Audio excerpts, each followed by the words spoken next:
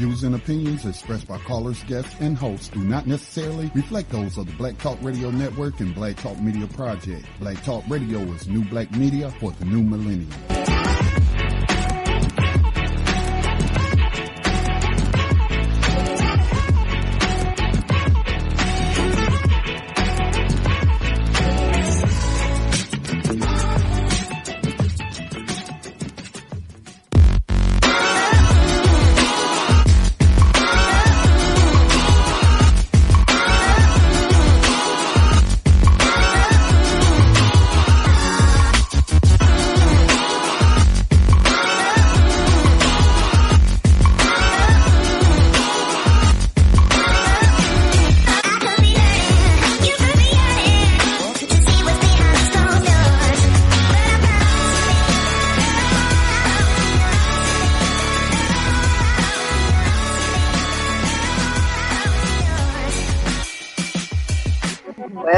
Well, good evening, everyone. Welcome to another power-packed episode of Black in Business Radio.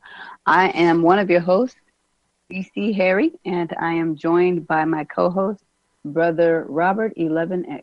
Robert, are you there? Well, yes, I am. How you doing, Sister Sisi? You know what? I am so good. I'm well. I'm wonderful. I'm going to see if I can get through this episode of Blacks in Business Radio without you all being able to tell that I have two small people here with me tonight, my niece and nephew, Tayden and Janara. Tonight, we want to say happy 5th birthday to Janara because she is celebrating birthday number 5. And I'm so blessed to have the both of them with me tonight. So they actually, I'm just so impressed by their behavior today because earlier we went to a grant writing seminar at the library and it was basically 2 hours long and I didn't know what to expect out of them, but I was prepared to get up and go. But I didn't have to get up and go because they sat there the whole time. I can't explain to you what a blessing that is.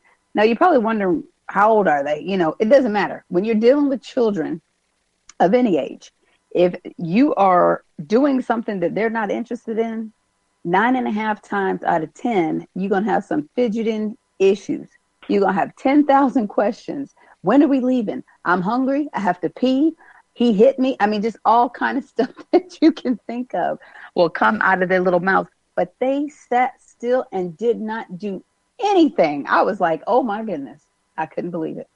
So, I totally am so appreciative of them tonight because I really wanted to go to that grant writing class. Now, for all of you listening, I did record it. And we may do a show. I don't know if we ever did a show on grant writing. We might have had some people that are experienced grant writers, but we didn't really do like a full-on tutorial. But I may do a show where we play some parts of the recording, but I don't know the quality of the recording yet. I did sit right in the front row and listen to the lady speak, and she gave out, handouts and all that stuff. And of course, I would want to scan them in so that we could put them on Facebook for you all to have access to. But that would be a later date because that just happened today, and I don't want to have to rush into getting that stuff together for you. I want to do it as perfect as possible. In all things we should do our best. And that's what I'm really working on. Whatever it is, I'm working on doing my best. So, Robert, how are you doing today? Pretty good. I'm just really sitting back trying to mentally adjust to how this weather has gone from summer, I should say spring to winter in a matter of a few hours. That's about it. Yeah, I was so blessed by that weather today earlier. I was like, man, if it could just stay like this. Because it was so warm. I wore a sweater today, and I don't even know if I needed that sweater, but I wore a sweater today. And if you are in St. Louis, you know that the weather has been below. It's been like 11, 10, 5, 3, 2, going all over the place below. It's definitely cold outside or been cold outside. But today we had a warm spell. But I was talking to one of my associates, and she said, I got in my car 20 minutes ago. It was warm then, and now it is so cold. And I was like, okay, I'm kind of frightened about going outside. What happened there? But yeah, I mean, the weather is just all over the place. I'm not sure what that's about. We know that the country, I would say the world, is suffering all these different climate activities. I mean, if you read Facebook, people are talking about the weather. I mean, that's just the first thing that we talk about is the weather. And that's, it's just ever changing. I mean, it's so bad to now I don't know if you can even say, hey, I want to move to such and such a place and just know that you're going to have good weather. I just don't, I'm not confident in that anymore. I mean, the only place I can think of is Hawaii. Every time I look up Hawaii, the lowest they are is like 65. But everywhere else, you are hearing some strange temperatures that are not good. Well, the only thing you would probably have to worry about with Hawaii is some type of typhoon, hurricane, or what do they call it when they natural disaster. No. What Japan had one, tsunamis. Oh yeah. I mean, so, you know what? There's something everywhere, and yeah, definitely. And it's happening. I mean, we were saying it like, it's a possibility. No, this stuff is really happening. California just got hit with some severe mudslides as a result of the trees, all those fires. Well, I mean, we don't study, agriculture for the most part as a people. So we don't really know the effects of how much the environment has changed with those trees with those forest fires burning the way they did. So I just happened to be watching the news, and they said prior to the rain that if it rained, it could be catastrophic because of the forest fires. And you would have to be someone who really understood or knew exactly what they were talking about. But it rained, and now you're hearing numerous of unfound people that have died in these mudslides in California, and it's due to the lack of the trees being there and all that stuff, all the fires that have happened. This thing is really, really going down globally. I mean, the climate change and the forest fires. I mean, California has experienced these fires have been historic levels on it. So it's crazy. I mean, it's happening, and people just really need to be some type of way prepared for these type of events, some type of way, be prepared as best you can. I couldn't even imagine, though. I mean, if you get hit like with a tsunami, or even with those forest fires. So, see, this is making you have to take your whole survival instinct or survival kit on a whole nother level, because you're thinking survival. When we say survival kit, we're talking about, okay, in case we black out or we have no power or something of that nature. Well, what about if you're totally wiped out? You have no home. Like these tornadoes come through and just demolish everything. Well, okay, so much for your survival kit now. Right, so, right. Your survival kit is up in the funnel cloud or whatever. So we really have to look at these events from a whole nother level of survival. You know what I was thinking? I mean, that is definitely true, but, it's so easy talking on the outside looking in. It's really easy to do that. But this is what I think. When this goes with being prepared. When we see that something's about to happen, if you have the forewarning, you need to just be able to get in your car and go until going is safe to, you're safe to stop wherever it is that you stop. Because, we look at these things that happen And, you'll hear the weather report and you wonder, like, why are people still there? Well, it may be an economic reason, which, we talk about economic things all the time. This is Blacks in Business Radio, so let's bring it full circle. Maybe people can't get up and go because all they have is what is right there. Maybe they're living paycheck to paycheck and they can't afford to put gas in their car to get up and go.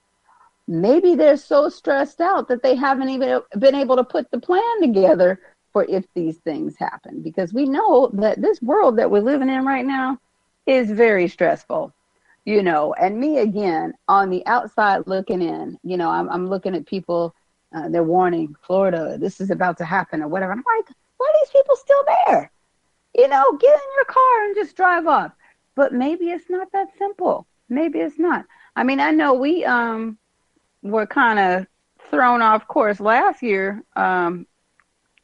When we came from Chicago, there was a tornado, and obviously we did not look at the weather. We were just concerned about getting merchandise because that's just what we do. And, if you all follow us on Facebook, you saw us about to die. That's what it looked like, because it was quite the tornado. I mean, we were literally in the midst of a tornado. This was last year, and it was really, really crazy. But it's all in preparation, not just, physical preparation, but financial preparation and mental preparation. You have got to diversify your means, I would say. Again, David on Tando Radio, that comes on before this show, talks about these types of things all the time. And I put on Facebook a couple weeks back, we need to be really, really ready to barter. What is it that you have of value, that people would be willing to barter with in times of need, and then how are you protecting what you have to barter?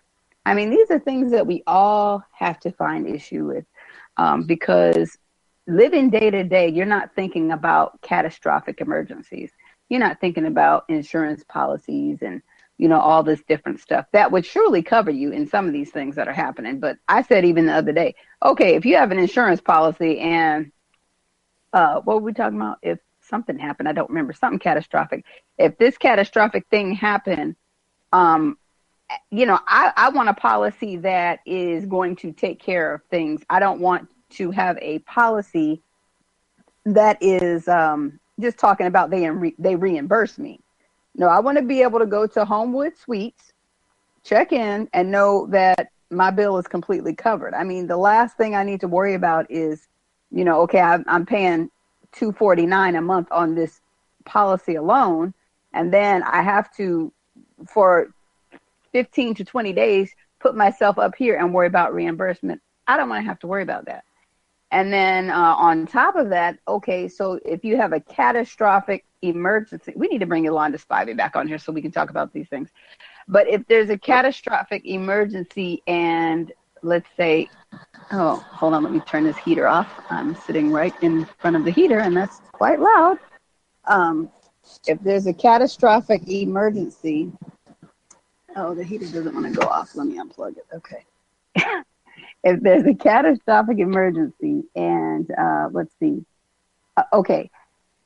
A lot of people have policies. So how backed up is it going to be before they actually get to you to take care of what you need? You don't know. You don't know. You get an insurance policy in hopes that, or no, just knowing that you're going to be taken care of. But this is not necessarily true. So you always have to be prepared. Be prepared, be prepared, be prepared. You need to have enough food. What kind of food are you storing up in case something happens?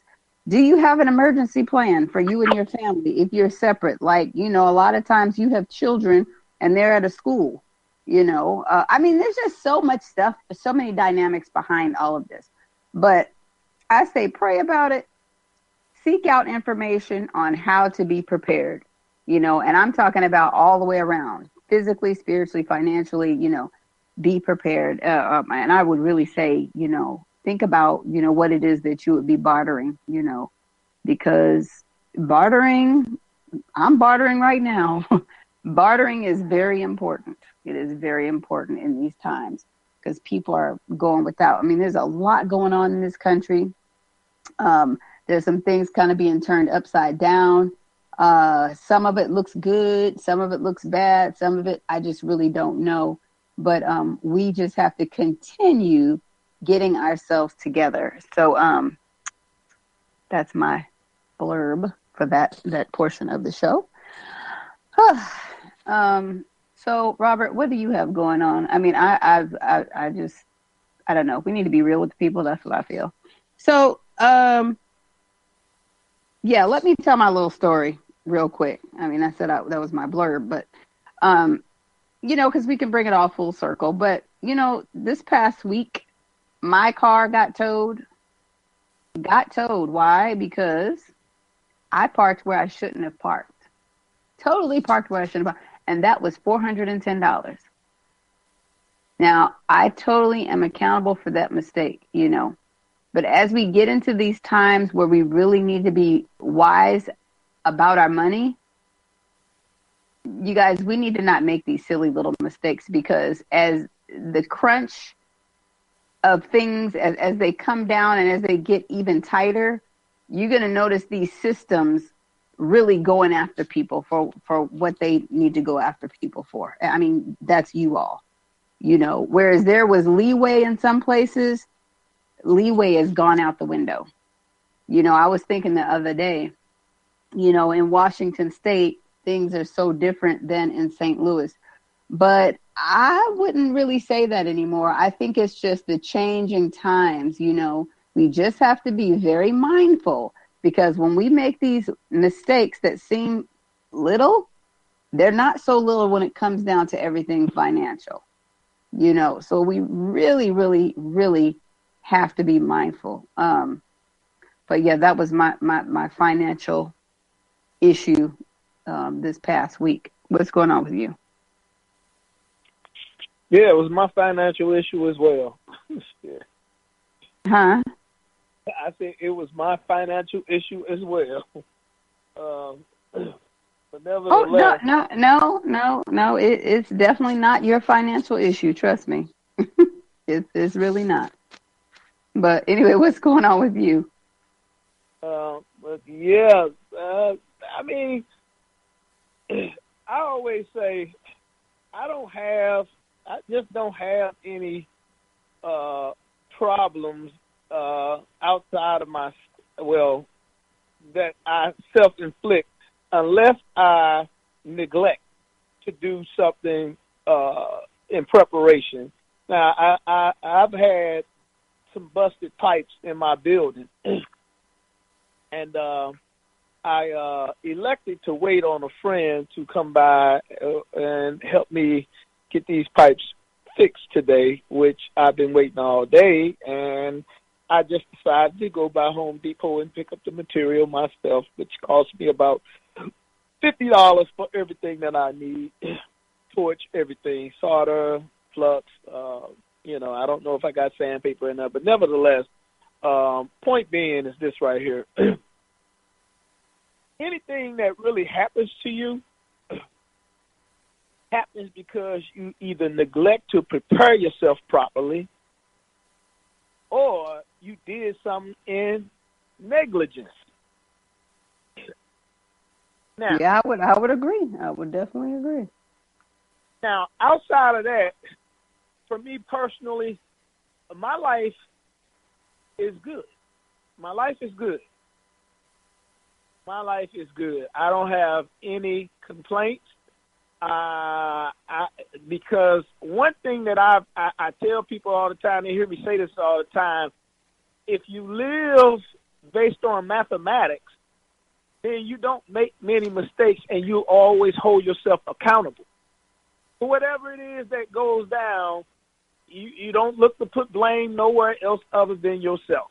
You hold yourself accountable, and you can clearly see, if you're mathematical, you can easily see the mistakes, the financial or the mathematical mistakes that you have made, or the lack of preparation that you have made.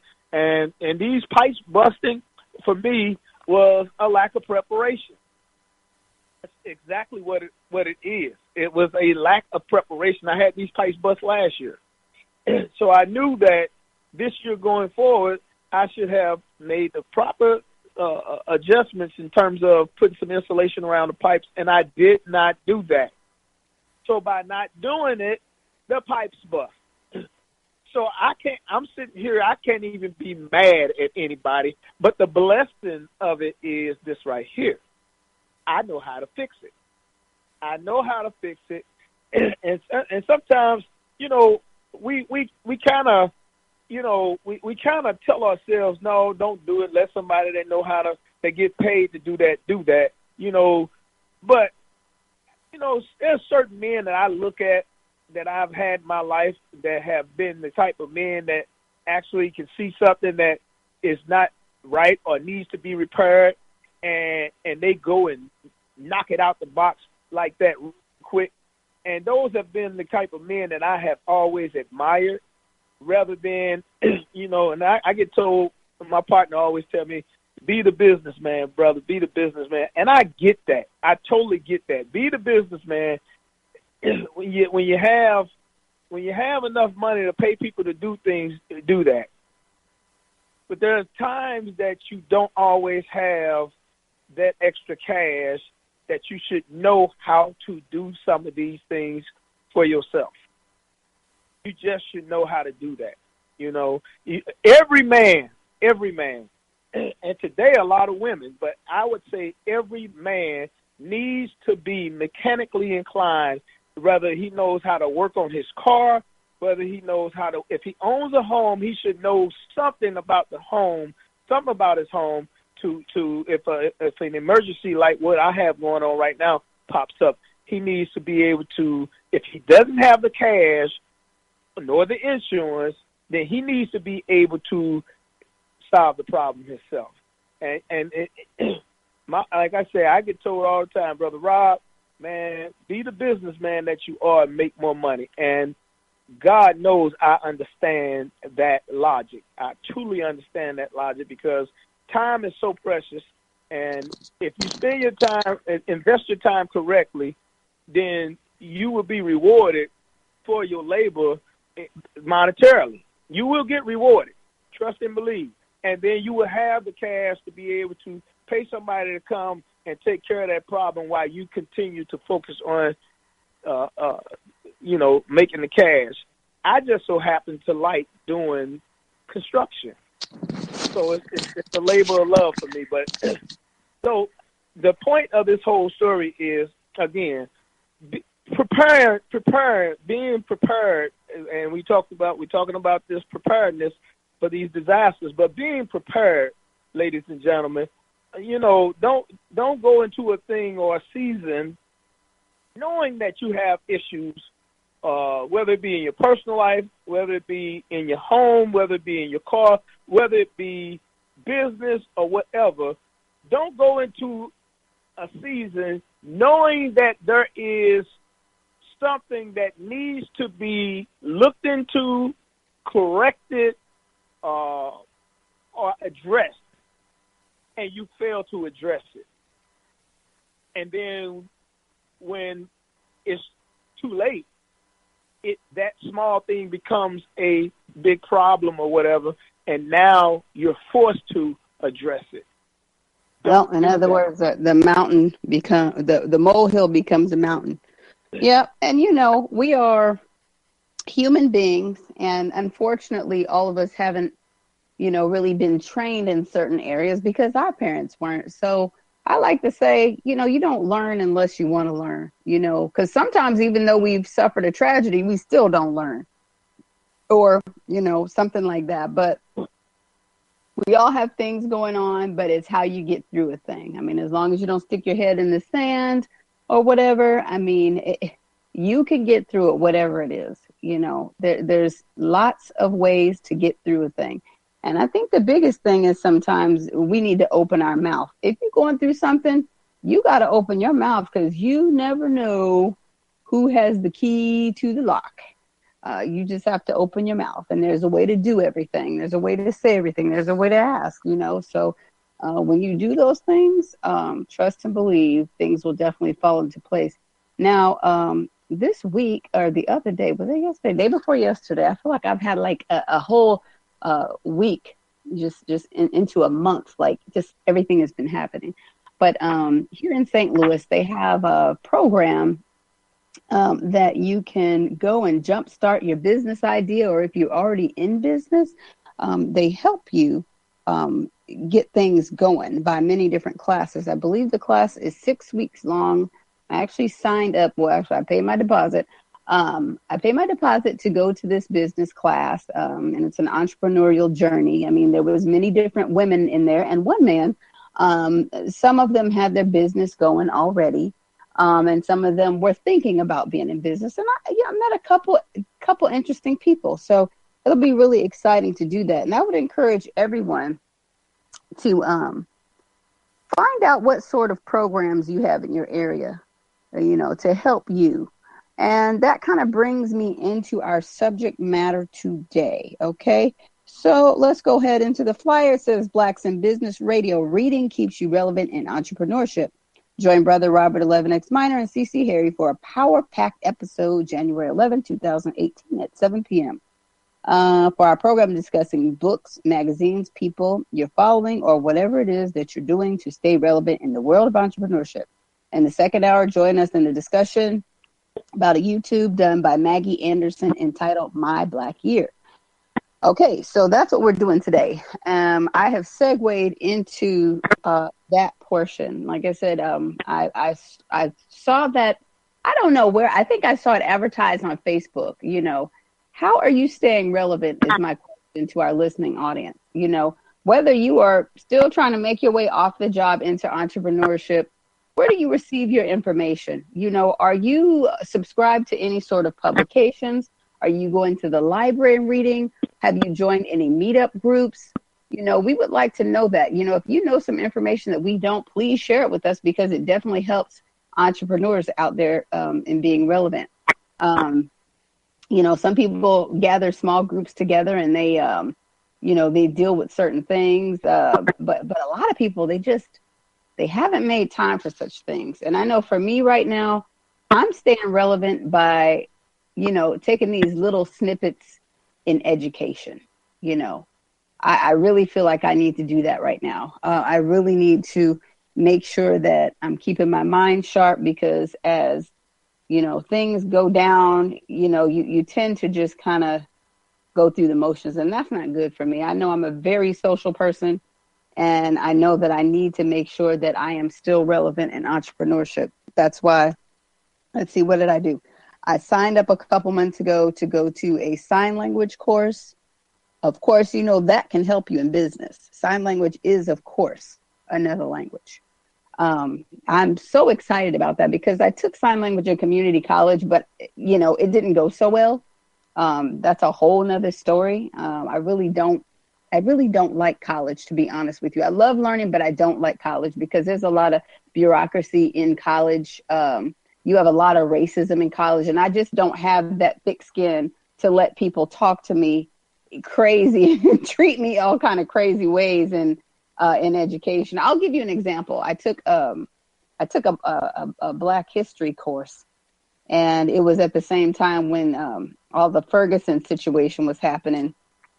And I was telling the instructor, I said, Black people are basically, a people that have not received any reparation for all of their struggle. And she tried to tell me that wasn't true. And I was like so done with that class after that. I'm like, who is this white woman teaching this course? And she just has no idea. So for me, I don't know that college in long doses is good for me. I do like learning. And so that's why, like I said, I'm taking this sign language course. I'm taking this class for business. It's called WIBO, WIBO. It's actually nationwide. Here in St. Louis, if you're listening, you can contact Grace Hill and ask them about the WIBO program. You just go to the orientation. You pay $50 down. The whole price of the course is $275, but it is very good in helping you stay relevant. Here comes the weather. I see it raining now. It's about to change up in here, y'all. So, Robert, in talking about relevance, how do you feel that you stay relevant as far as entrepreneurship? Like outside of just doing your business, what is it that you feel is important in staying relevant in entrepreneurship? Perfecting my craft. The more you become an entrepreneur, the more time in, the more you narrow things down. We like to have irons in the fire. There's a balance to that type of thinking. All these different irons in the fire, master of none. What's the expression? Jack of all trades, master of none is the expression, but I don't necessarily believe that because I know that I have many irons in the fire and I stand by what I do. And for me, I love retail. It's something I've been doing for the last 24 years, and I can honestly say I have not mastered it. So when I look at shows like The Prophet, that show really makes me have a greater appreciation for what I love. Now, a lot of people around me have benefited from these retail environments that I have been creating and will continue to create. But the amount of sacrifice that goes into it is a whole other thing. And you have to, in order to stay relevant, you have to indulge yourself into that one thing that you are passionate about. I was at the store today and I realized how much first of all, I realized how good I am at what I do. That was the first thing, that I realized as we rearranged the store, because I said, look, I told the young lady that was helping us, your sister, I said, see, here's the problem with my store. If nobody has an eye to see when things are out of order, then it'll never grow to the level that it needs to grow. If I'm the only one that has that eye to see these things out of order, then then that means that I won't grow. I won't grow to that level. So when you watch shows like The Prophet, and you see this guy has a team of people, but he has money.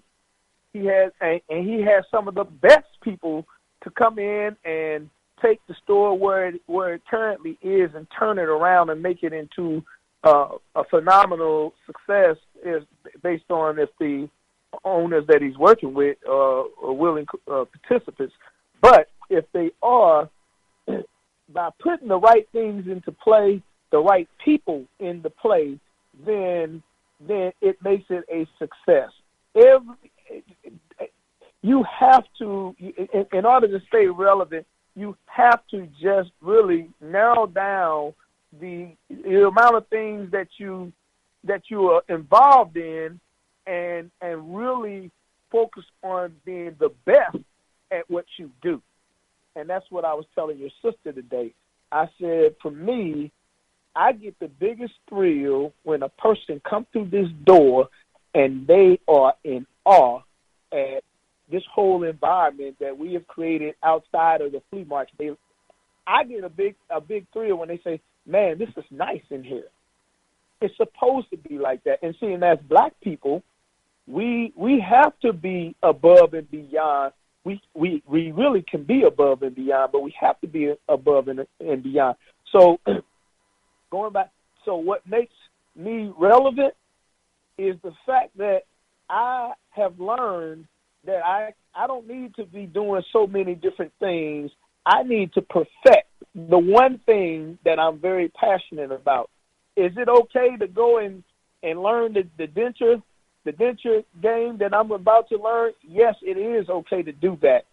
But even my partner that does the dentures have expressed to me, brother, you have an ability in those retail environments that you really need to really make it bigger than what it is, but you just have a natural knack for that. And that's by sticking to and staying with that one thing. We get too many things distract us, and we can't perfect something. And we all over the place, as if we have become investors and haven't even been great at self-employment. An investor is different from a self-employed person. A business owner is different from an investor. But we want to act like an investor. At the same time, we ain't even mastered being self-employed. So we really have to take inventory and either be great Indians or be a chief at what it is that you are passionate about. What's your passion? And then take that passion and don't get off course. Stick to the script and make that thing a phenomenal as you know it should be. Walmart is not bigger than me in my thinking. Walmart, none of these big stores are bigger than me in my thinking. They just have a greater team than what I have. That's all they got. They have a greater team, and the people are so excited to go in every day and make them a winner. That's the difference right there. There are people want to make them a winner because they're going to benefit from it greatly. Well, there's a huge difference, like for myself, I don't think an investor has to master being self-employed. I don't think that that's true at all. Because if you're an investor, if you're an investor, you're not necessarily interested in being self-employed and sitting behind a desk or whatever it is, or working for someone else. But as you are out in the world and you are making things happen for yourself, sometimes you do have your hand in many things, and there's nothing wrong with that. There's absolutely nothing wrong with that, as long as you are making certain things happen. If you decide to dabble in a few things at first until you receive great guidance, then that's what you do. Like for myself, I have no interest or intention on being involved in just one thing right now. Because one, I know that I'm transitioning out of a couple things in order to get to the greater thing. So I know that I'm not an employed person, and I refuse to act like an employed person. And so in order to do that, you have to make sure that you're not trading one tragedy for the next. So for me personally, I enjoy discovery. I enjoy networking with different people. I enjoy trying my hand at different things. It's just been a blessing the whole time. There is there's that saying, jack of all trades and master of none. Well, that was, who made that up? I refuse to live by anybody's script, but as an entrepreneur, that's why you are an entrepreneur, because you have a different way of thinking about things. You have a different way of thinking about things others do, and it's a joy. It's refreshing. It's exciting every day to see what you can make happen, and as you narrow things down, you might decide to be with just that one thing. Again, there is a book called The One Thing. I tried to get it today from the library, but they didn't have it. I keep talking about this book. I used to own it. And it is good information to take in. But again, everybody is an individual, and they decide to do what it is that they feel best. And we know that there's root reasons to that. People get gratification off many things. Like you said, you get gratification by somebody walking in and saying, oh, they really love it. We all get gratification from something, and there's nothing wrong with that. But we have to be careful that we don't belittle people because they're not doing things the way that we feel that they should do things.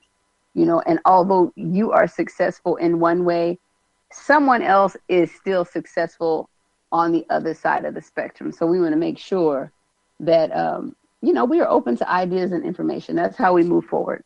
So for me, I say try it all. Lawyers say, it's kind of like what lawyers say. They say in their cases, they do, mudslinging. So they throw things at the wall and see what's going to stick. Sometimes you're just in that place, because again, if you're not comfortable being anybody's employee and you're not comfortable being treated a certain way, you must try different things until you get to that thing that is going to make you excited about doing what it is that you do. But by no means do you need to be anybody's employee if you don't want to be anybody's employee. That's just not acceptable. At least not for me. It's not acceptable. And you should really, really, really, really discover again what makes you relevant in entrepreneurship. And for me today, it was funny because I was driving down the road and I'm like, I do not even have a subject for this show. And I was thinking about myself in putting this whole program together, because every week when I do this, it's just great thought going into it usually. I at least have a few days, to put together what it is that I want to do. But today I had nothing. I was like blank. And I was like, man, that means I have not been inspired by this world at all. I mean, I draw off whatever it is that I was inspired by, and I had nothing. And I guess it's because I had a very hard week. But that led me to this subject matter. I was like, what is it that drives me in entrepreneurship? What is it that I feed from? And I know that I love reading. I love periodicals. I love articles. I love YouTube, and I too love The Profit. I like Shark Tank. I like all those things. And those things keep me relevant. And sometimes we feel a little bit stagnant because things aren't going the way that we should. But that's when you just have to simply take an inventory. You have to take an inventory of what's going on and what you would like to go on. And sometimes we have become so jaded, caught up in somebody else's stuff, that we don't even know what we want to go on. So you have to take inventory of what you want to go on. So with that being said, me personally, I signed up for this class and I signed up for another class a couple weeks ago. And then I decided, I don't even know when I decided, but I got an email today about the library class. And I was like, oh, I did sign up for that. So it's all about educating yourself too, because you just never know where you will get the information from. I mean, I really don't know that I want a 501c3 and want to deal with grants, but it's good information to get. I got that today and it just really inspired me. But back to the library. So this class today was at the library. And I came up with this subject matter because I was thinking about, whatever is inspiring me in entrepreneurship. So I went and I just said, well, let me just go grab a few books. Now I have a few books and we've interviewed a couple authors, on our show. And, you guys can go back in the archives and listen to those shows. They're very good. Like, the show with Kimberly, Allers.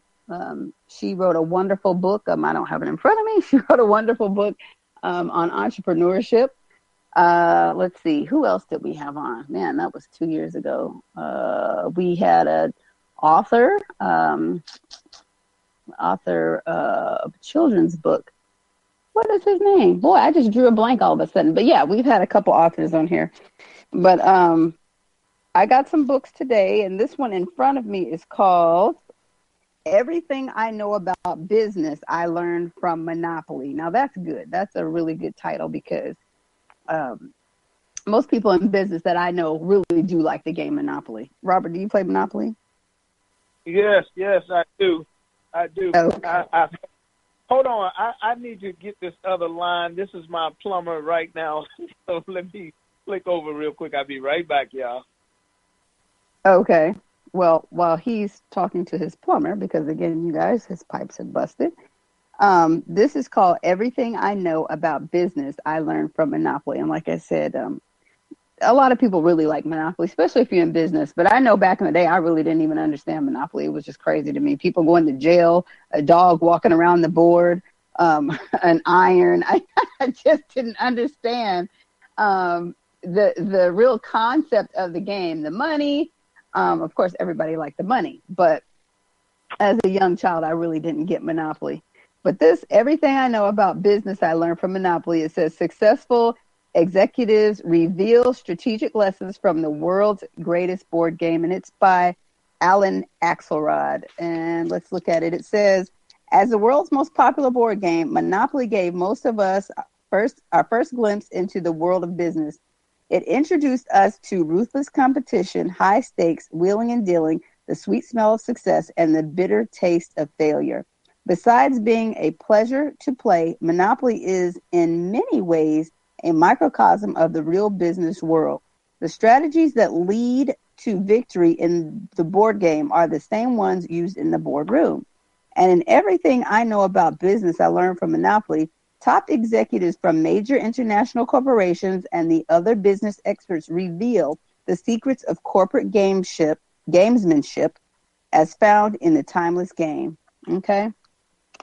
So let's go ahead and look and see like what the table of contents is. Okay, so it says part 1, there are rules. Part 1 is based on the official rules of play and uses them as the basis for lessons in business. Lesson 1, the object of the game, what the game is about according to its makers. Lesson 2. Robert, are you back on the line? I am back. Okay, because I was hearing something extra. Okay. All things being equal, the consequences of starting off on a level playing field. Lesson 3, a roll of the dice, the roll of luck, managing a regular income, the philosophy of acquisition at every turn, balancing needs. This is important. This is lesson 6, facing reality and paying your debts. It says balancing needs, wants, opportunity, and resources. I might have to read that chapter first. And then lesson 7, mortgaging the future. And that's talking about using credit. I wonder if they're talking about like private credit or just like standard credit. That'll be interesting. Lesson 8, vigilance. You snooze, you lose, as in Monopoly, so in life. I mean, there is what? 29 lessons in this book. It's going to be a very interesting read to go through all this, because we know Monopoly, patterns after somebody's real life. It depends on where you're coming from. Okay, so we got another one called Good Idea. How to move ideas. No, good idea. What did it say? Okay, good idea, now what? That's what it's called. Good idea, now what?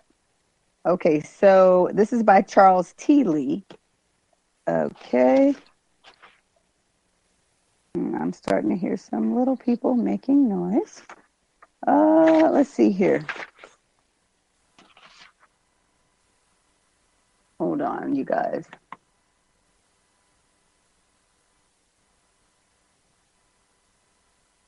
Make me go in my library now. I had to yell. Sorry.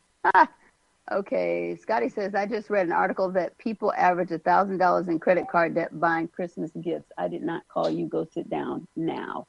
Thank you. That's terrible. Now,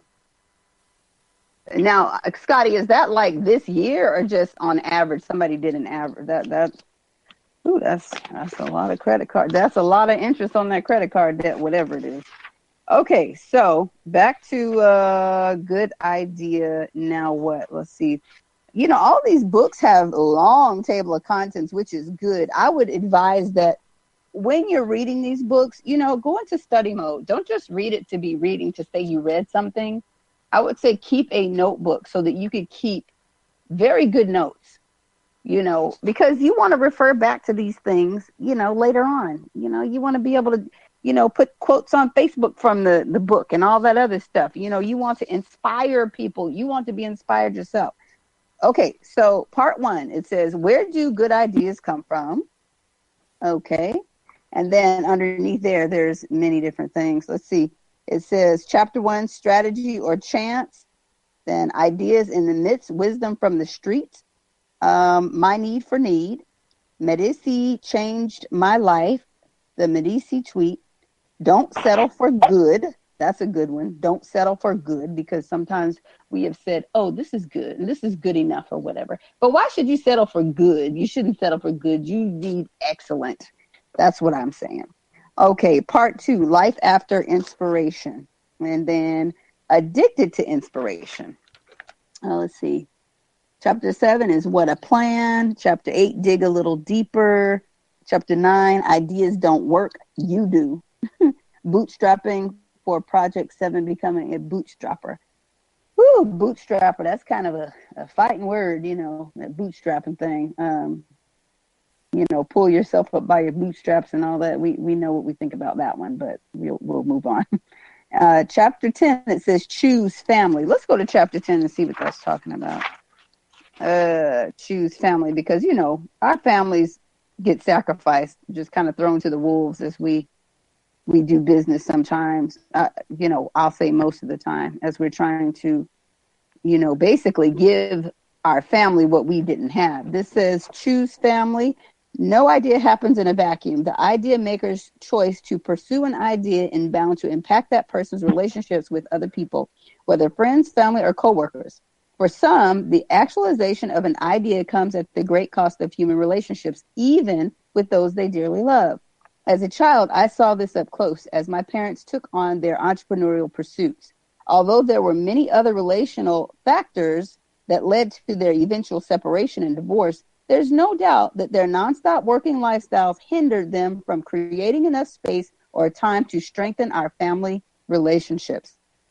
Our vacations, when we did have any, were usually last-minute trips from Los Angeles to Las Vegas. In hindsight, I can see why they chose to go to Vegas when they had the chance. Not only was it a place that was within driving distance, but it also allowed them to let off some steam. Due to the nature of their work in the Korean restaurant industry, they were never able to go away for extended periods. Quite honestly, I don't know what my parents would have done with time. Don't get me wrong. I think my parents did the best they could with what they had. I don't blame them. They deeply loved me and did everything in their power to give me opportunities that they themselves never had. And see, that's what I said. We really, really strive in this thing called entrepreneurship to provide for our children what we never had. I didn't get a Cabbage Patch Kid in the 4th grade because my mom couldn't afford it and she worked 5 jobs. You know what I'm saying? Those are the things that we go back to. But that's where therapy comes in, everybody. You need to get some help for those past issues so you're not carrying them into adulthood and passing them on to your children unnecessarily, because what he's talking about is very serious. If you don't choose your family and make the appropriate space for them, they will suffer. And you will definitely know that later on. That blame game comes in, of course. Nobody's a perfect parent, but you must choose to make the space appropriately for family life.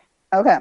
So it says, although my story may feel unfortunate at many levels, I am so thankful for the life lessons I've walked away with in regard to family, life, work, and ideas. As you pursue your dreams, consider these thoughts about family.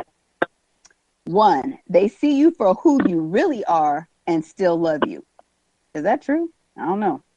2, work may come and go, but families are irreplaceable.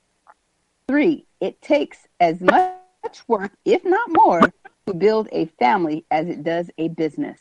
Now that is serious because we know that our first business should be home. I mean, if you're building something outside of home first, that's upside down and it is going to be a disaster. Life is much more enjoyable when you can share it with family. I agree. Family reminds us of why and for whom we are ultimately working. That's good. Robert, what do you think about those? I'm sorry. You see, I was a little distracted with reading on how to. I'm reading up on this plumbing. I do apologize, everyone, but I'm trying to really get this water going. And okay. So no apology necessary. Okay, so other idea makers who recognize this have created altered life rhythms so that they may intentionally bring health to the relationships they most dearly care about. One such example is my good friend Jeff Sheena Barger. Jeff is by far one of the most creative, young entrepreneurs I know. He lives in Atlanta, Georgia, and leads an innovative network of social entrepreneurs called Plywood People.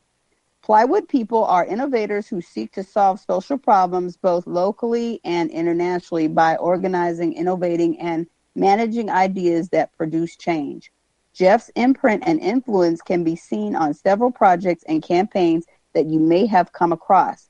He is just one of those guys who doesn't feel the need to be on a platform to be fulfilled. Now, that is very important.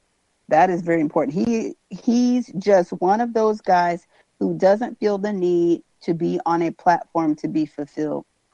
How many people can say that? I mean, a lot of people want to be on a platform to be fulfilled.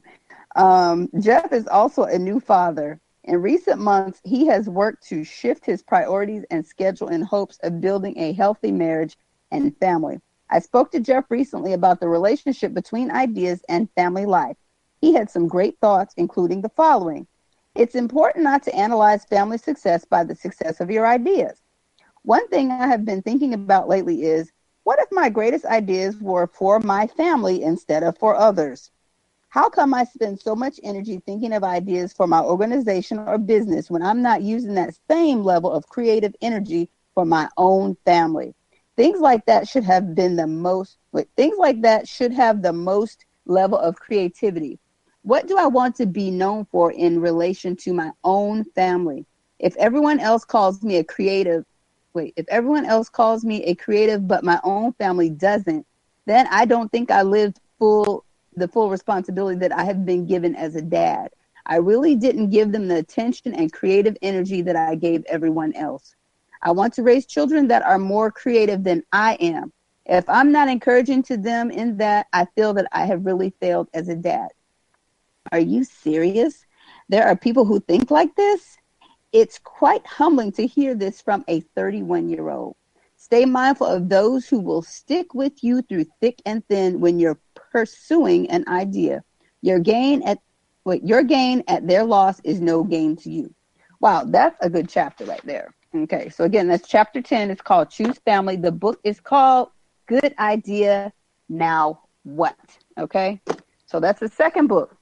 Let me say something on that, because, I listen to stuff like that, and I have to take in strong account the dynamics of the black family versus any other family that's out there, because those things sound great, but there are dynamics in our black family that is totally different from the dynamics in any other family, white, whatever color you're talking about.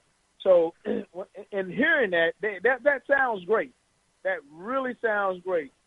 But you really have to. I always said I was in NA and AA at one point in time in my life, and hold on real quick. What we're gonna do is take a quick commercial break. You listen to Blacks in Business Radio on Black Talk Radio Network. Hear us every Thursday at 7 p.m. Central Standard Time. We'll be back after these short messages.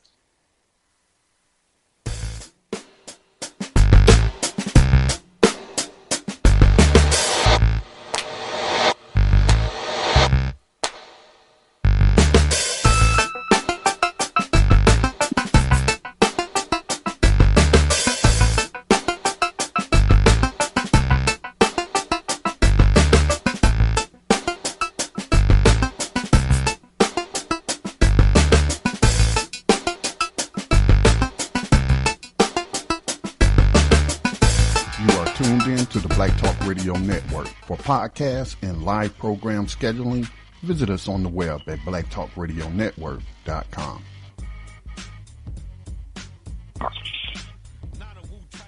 All right, everyone. Thank you for joining us. We are now in the second hour of Blacks in Business Radio. I am one of your hosts, Sisi Harry, and I'm joined by Brother Robert Elevenx, and we are talking about the book, Good Idea, Now What?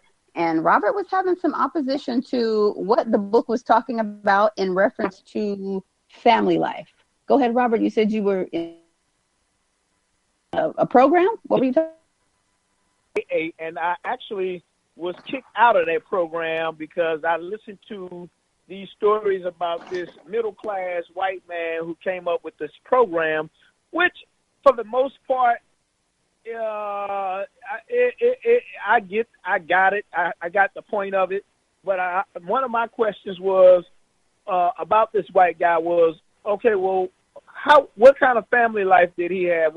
What was the dynamics that was in his life different from the dynamics that's in the average black man and woman's life? You know, and all across the board, those dynamics play a part in our success.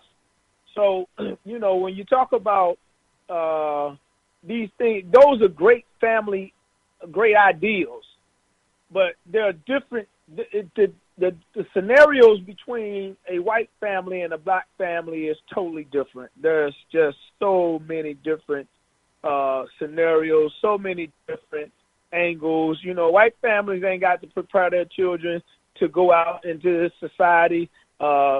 Make sure you take your hoodie off when you go in the store, and all this type of stuff that we have to talk to our children about. So these books are good. You gotta know how to eat the meat and spit out the bone when you're reading this stuff, because you know it's from a different perspective. Well, let me ask you this: what is it that you disagree with? Because I'm a black woman, and I know that I've been an entrepreneur for 23 years, and I could definitely tell you. Hold on just a second. Are you going home? No, you're going to sit down until I call you, okay? I am on the radio, and you are interrupting the broadcast, okay? You want to say hi? Say hi. Hi. Okay. Now, bye-bye. Go away. Sit down. Close my door. No, goodbye. Okay. Sorry for that interruption. No, I knew what happened. Wait, hold on. Let me finish. Hold on. So what I'm saying is, as an entrepreneur myself, I am black, of course. But I know that there was things that I could have done better with my family. So what the book is talking about, I could definitely resonate with it. I mean, without going into the different dynamics of how we are oppressed. Of course, we know that information. That's a given for us. We know we live that every day. But I think that if we are honest with ourselves, we can say that we could always be doing a better job as a parent. Yes, there's struggle there, but what is it that you can do better than what you did yesterday? Myself, again, been doing it for 23 years. As I was doing a daycare business, because that was my most successful time at that time. What I could have done was actually decided morning or afternoon care, or morning or evening care, I should say. But I chose 24/7 care. But as things got hairy with my children, or if I saw that they were having some issues, I should have put the brakes on and said, okay, no, I'm only going to provide care in these times, because that's going to allow me to spend the quality time with my children, my own children that came from my body, to make their life what it needs to be. I didn't do that. So for me as a black woman, I can resonate with what this book is talking about outside of everything else. Again, we do know that we deal with different circumstances. But if you have family, That's why I say you eat the meat and spit out the bone. You have to be able to know that when Caucasians write these books, we as black people have to know that how to read and extract that can be applied to our particular dynamic. But we don't want to make excuses for not doing better. I mean, I don't want anybody listening to this to say, oh, that's a white book. No, we know that you need to eat the meat and spit out the bones. It is a book, and we do read books, and we do read periodicals. We do get information for knowledge to better ourselves, you know. So I don't think anybody listening is comparing themselves to the book in a way where it's just like not realistic. Of course, we know that we taken the information. This is my perspective, though. It's my perspective. That's what this is. It's my perspective, and that's what I'm sharing. Right. Well, what is it that you disagree with the points that I read? No. I just wanted to give that statement just that's what I did. That's what I wanted to do. Because, again, you know, we can read this, but we have to have a filter for how we receive information coming from outside of our reality. It's not to make an excuse at all, because that's not what we're here to do. I mean, that definitely is not what I'm here. I don't make any excuses for my failures. You know, that's just not what I do at all. And I don't even want to be around people that make excuses for their failures. But I was just bringing light to the statement about the ideal of family. The ideal of family is great. I mean, because and it can happen in white families too, where two parents break up and one parent goes one way and the other parent goes another way, and those things are really traumatic on the split between the husband and the wife, or the boyfriend and the girlfriend, as well as the children. And you know, so but culturally, there's a huge difference that plays also a part in the success and lack of success in the Black community, based off of, you know, our history here. So again, when I went to NA and AA, I respected the program, but I had to identify and bring light to the fact that there is a huge difference in the cultures between the Black family and this Caucasian man who went through what he did. And they tried to say, well, no, man, this is an alcoholic and drug problem. I say, yeah, but when you get to the root of the thing, he wasn't suffering from a lack of identity. We are, you know what I'm saying? So there has to be filters. There have to be you have to be careful with how you read certain things and look into it, because yeah, the ideal is lofty, but the reality of it sometimes is, I mean, in our case, is quite different from the reality of Caucasian people, and that's all I'm saying. It's not to make an excuse for the lack of doing or producing, because we got enough excuses already in the Black community why we're not doing things, you know, and that's why I said earlier, we got to get focused on being the best at something. Being the best at something, not being a jack of all trades and a master of none. No, be the best at something. Well, I mean, back to that term, we, you know, probably don't even need to use that term, because, again, we want to make sure that we are not discouraging people from how they need to move to get to where they need to go. But let's keep moving. I don't use that term. I tell anybody that I usually bring light to when people say that. I say, wait, what does that mean to you? You know, a jack of all trades and a master of none.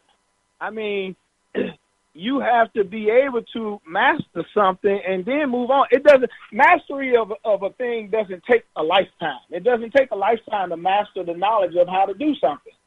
And, you know, this is the way I think of things is, if you're skilled, you can actually make all of those things connect. You really can.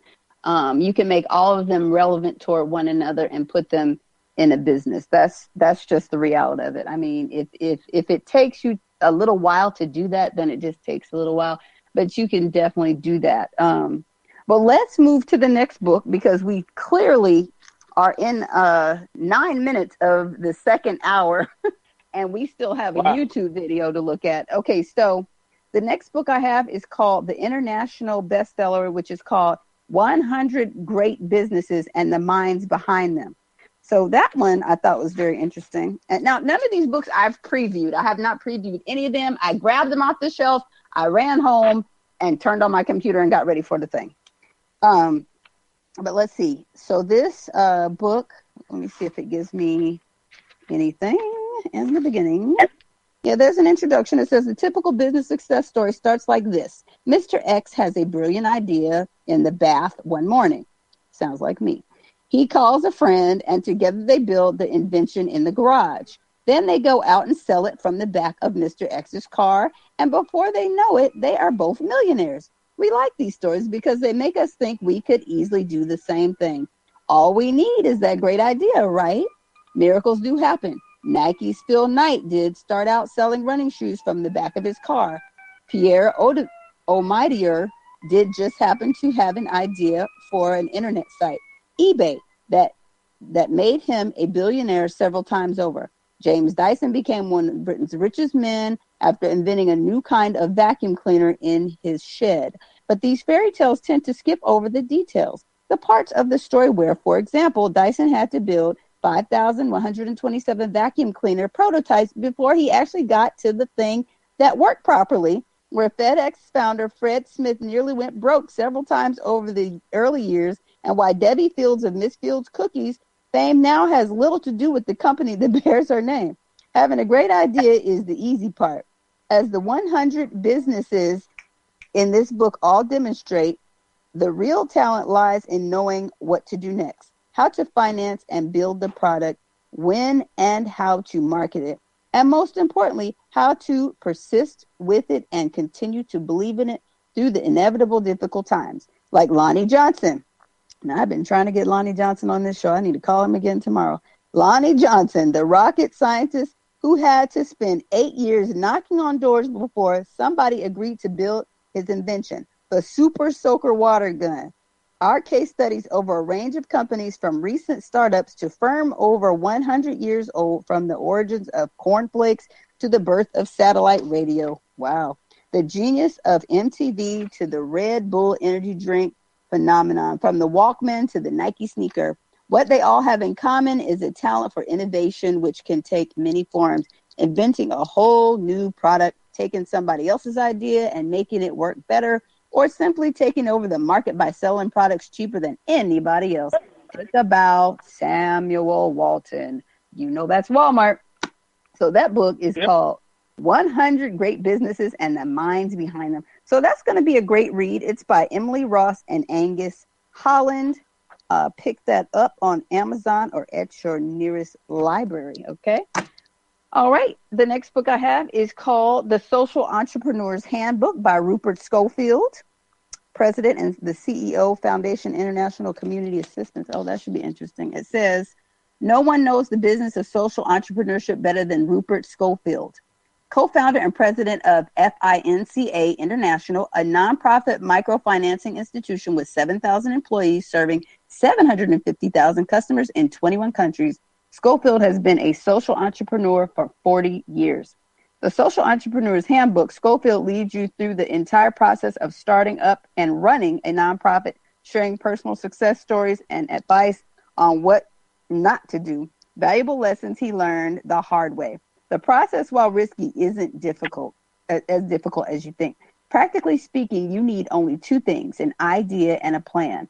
The former comes from you and you alone. This book supplies the latter. The Social Entrepreneur's Handbook illuminates the path to building a successful nonprofit from the ground up. You'll learn how to create a realistic plan for getting started in your chosen cause, assemble the perfect team for putting your plan into action and keeping it rolling in the right direction, develop a business model specifically designed to run a nonprofit organization, keep yourself, your staff, and your cause in solid financial shape. Very important for those that want to start a nonprofit. So it's got lots of parts. It goes up to 5 parts. Let's see. Part 1, righting the unrightable wrong and finding your mission possible. And number 2, it takes asylum. Number 3, money does grow on trees, but you have to plant them first. So in other words, you got to plant your own money tree. Not rocket science, funny. Structure systems, technology, and strategy. Thriving and surviving.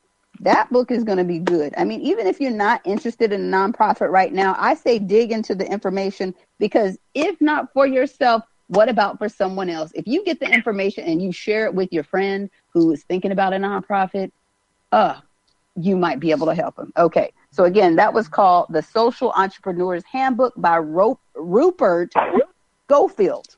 All right.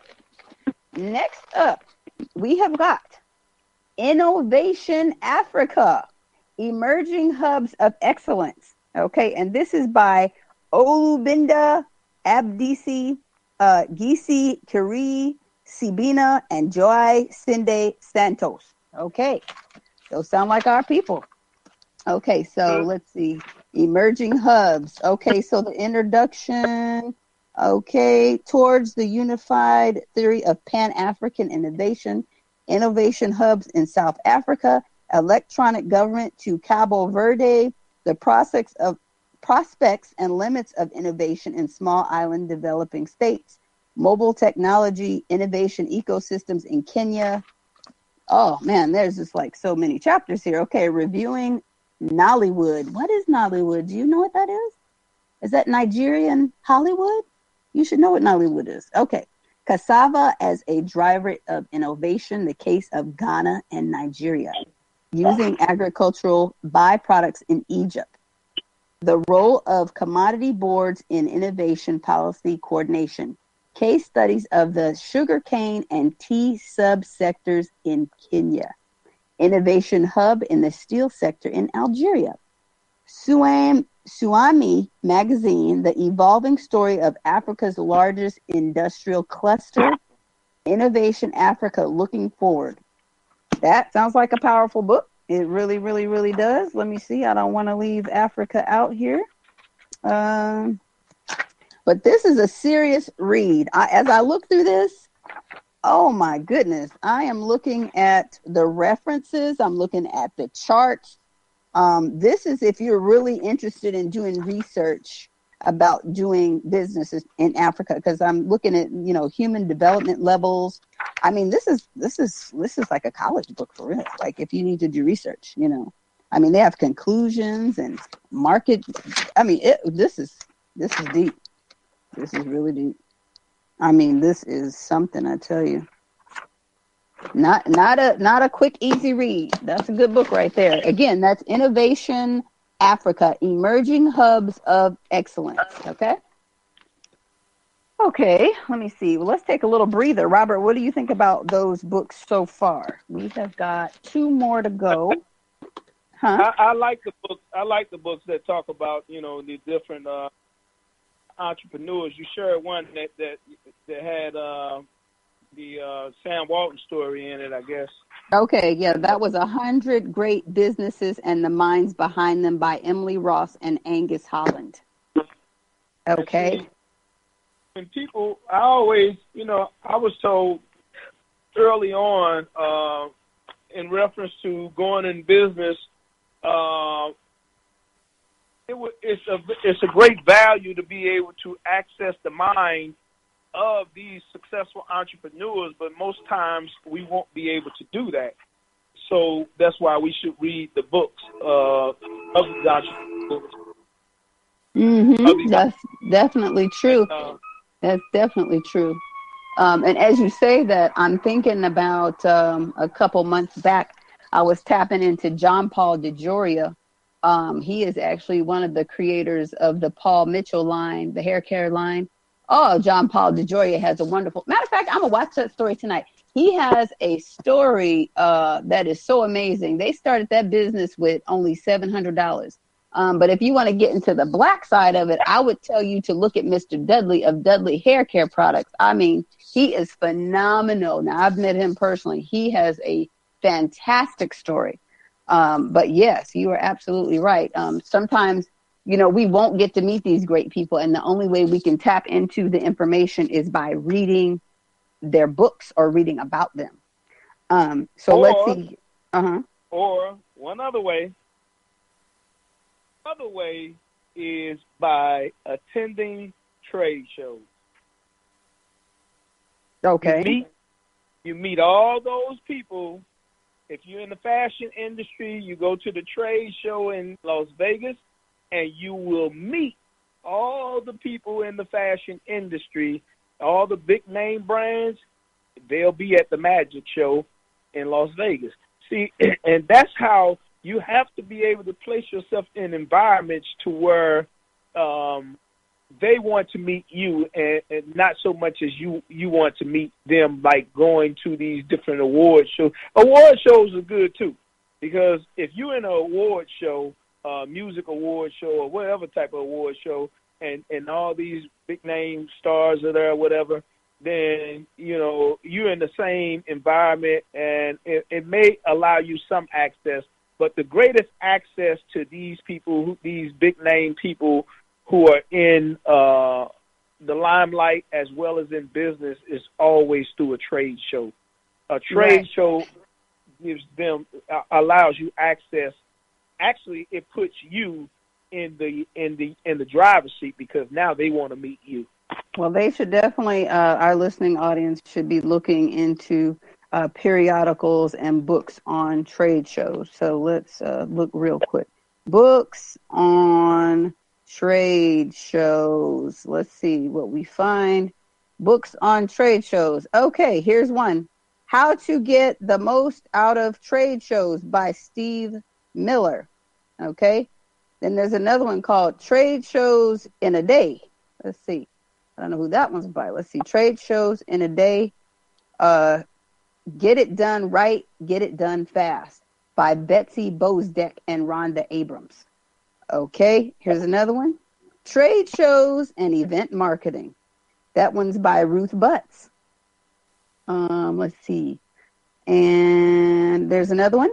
Trade Shows in the Globalizing Knowledge of Economy. So if you all need, which you do, need to tap into information about trade shows, definitely get those books, but reach out to Robert, because he can definitely talk to you about that and lead you into that understanding that you need. You can join him on Facebook, or you can email him at weareblacksinbusiness@gmail.com. Definitely go back into our archive shows where he has talked about trade shows. He has invited you to trade shows. He's still inviting you to trade shows. And if you are in any type of industry, you should be at a trade show. So make sure you reach out to him about trade shows. But let's get back on these last two books so we can spend a little bit of time with Miss Maggie Anderson. Okay.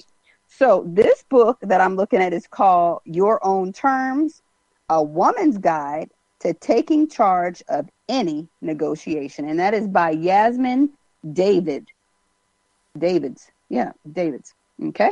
So on your own terms, let's see.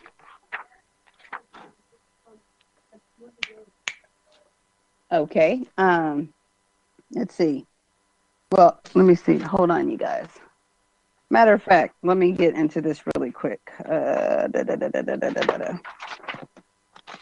might have heard me snapping my fingers. Okay. So the first chapter is Empower Yourself. Okay. So, of course, there's different titles underneath there. Chapter 2, Your Style. Changes you need to make when negotiating with men or women. Chapter 3, How Not to Sabotage Your Negotiating Power. Chapter 4, The 4 Stages of Negotiation. Chapter 5, Determine which negotiation style is right for you. There's so many chapters here about negotiating. Now, that's not something that we've talked about ever. So this will be a good read. Again, this is called Your Own Terms, A Woman's Guide to Taking Charge of Any Negotiation. And this is Yasmin Davids. Okay. And then the last book that we have here is called The Science of Igniting and Sustaining Positive Change. Broadcasting Happens. Now, that's what we're doing here, is broadcasting. So I thought that this was interesting. And it says, we are all broadcasters, and the message we choose to broadcast predict our success. All of us constantly broadcast information to others, even when we don't say a word. Sales professionals broadcast to potential clients in a way that wins new business. Managers broadcast to their teams about projects. Colleagues broadcast to one another about available resources. The messages we choose to broadcast shape others' belief in the potential for success and their ability to create positive change. Working as a CBS News anchor, Michelle Galen saw how nonstop coverage of the 2009 recession left many viewers feeling paralyzed. She had an idea. A new interview series focused on positive psychology and creating happiness in the face of tragedy. Happy Week generated the greatest viewer response of the year. So let's look up Happy Week on YouTube, you guys. In Broadcasting Happiness, Galen shows us how our words can move people from fear-based mindsets where they see obstacles as insurmountable to positive mindsets where they see the change impossible and take action. using scientifically proven. Come here. Hold on. Come here. Sit down right there. Sit down. Nope. Don't talk to Auntie Sisi. Sit down right there. Sit down. Thank you. No, you come over here. You sit here. Sit there. Now don't move. Now you guys get to listen to my radio program. Okay? Thank you. Okay, so in Broadcasting Happiness, Galen shows us how our words can move people from fear-based mindsets where they see obstacles as insurmountable to positive mindsets where they see that change is possible and take action. Using scientifically proven communication strategies, we have the ability to increase others' happiness and success at work as well as our own, instantly making us more effective leaders. Now, that is something that needs to be worked on. Changing the morale around you. You know, if you really want people to love working with you, it is imperative that you learn how to broadcast correct information. If you are not building the morale around you, then people won't want to come to work. They won't want to work with you. They won't even want to see you or talk to you. So if you are in business, it is important that you create effective broadcasting. So get Broadcasting Happiness by Michelle Gielan. It's Gielan. And we'll put all these books on Blacks in Business Radio. If you all want to join us, feel free to do so. Just type in BIB Radio and you'll get to see everything that we're talking about here tonight as far as the books. Now, so we actually, how many books is that? 1, 2, 3, 4, 5, 6, 7. That's 7 books. Now, I would like to actually start a book reading club. I would really love to do that. But I really don't know how to get people together that want to actually do this reading club with me. I'm going to have to brainstorm because I want to get reading myself. I want to get reading more myself. I want to just be a voracious reader at all times. I just want to always have a book in my car. When I'm at a stoplight, I want to read. When I'm doing nothing, I just want to be a reader. So I guess the only way to do it is to just do it, you know. So if you all are listening and you are interested in something like that, feel free to reach out to us at weareblacksinbusiness@gmail.com. Close the door because it's too loud. So we'll be looking into that soon. But close the door. Thank you.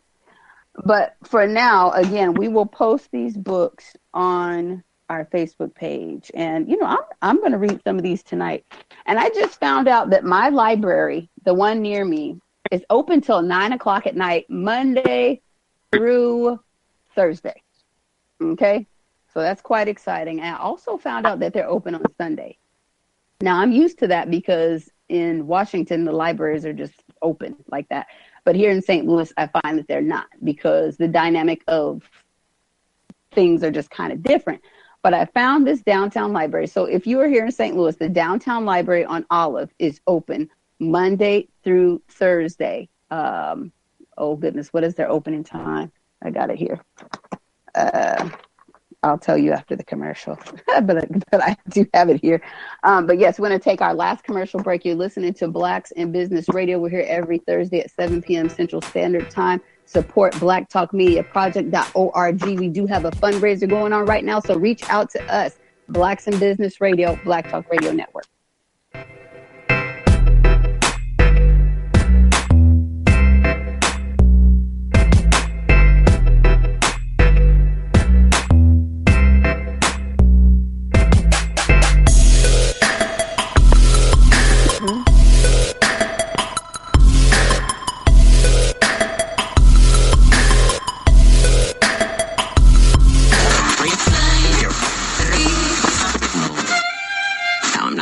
Okay.